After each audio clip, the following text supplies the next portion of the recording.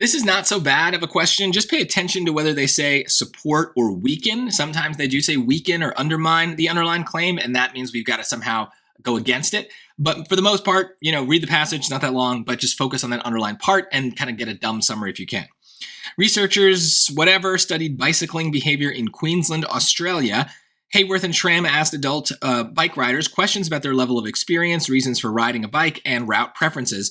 The researchers claim that experienced riders who mainly bike to work tend to prefer routes that reduce their travel time. Okay, so there's a lot of strong words in there, right? Experienced riders bike to work. They prefer routes that reduce their travel time.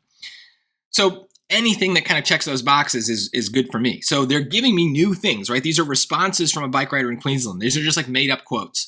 So I want the quote to kind of check off the three things that I just highlighted, right? If I can only get it to check off two, maybe that's okay. But let's see what we get. A, I have a bike, but I don't ride it very often. When the weather is nice, I sometimes use my bike to go to town to do some shopping. So I don't ride very often sounds like the opposite of what we want. It doesn't sound like experience, sounds like a lack of experience. I don't see anything about work, so that's not good. And doesn't talk about how fast you're biking, so the time piece isn't there. So this has 0 of the things I wanted to have. Gone.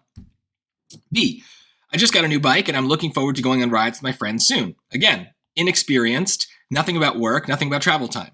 0 things. Gone. C, I bike to my job every day. Hey, there's one. There's a nice bike path that goes through a park, but I use the bike lane on the main road because it's faster. So faster. Now, I bike to my job every day. Maybe that's about experience as well. I don't know. It doesn't quite say that, but at least there's 2 things in here. Let's look at choice D.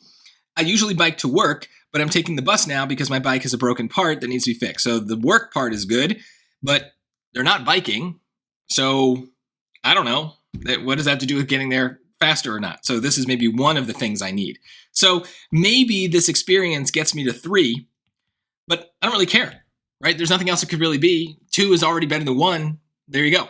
But that's the way to think about it, right? Sometimes you kind of know what you're looking for in the answer, but you might not easily find all the things you want the choice to have. A lot of times the right answer for SAT questions deliberately leaves out details that you might think are important. That's intentional. The SAT and PSAT are doing that on purpose to make the right answer less noticeable. So you have to think of it like I did. It's more like a checklist. And the more things we can check off, the better, but we might not be able to check off everything. So just be comfortable with that. And this is still an easy question.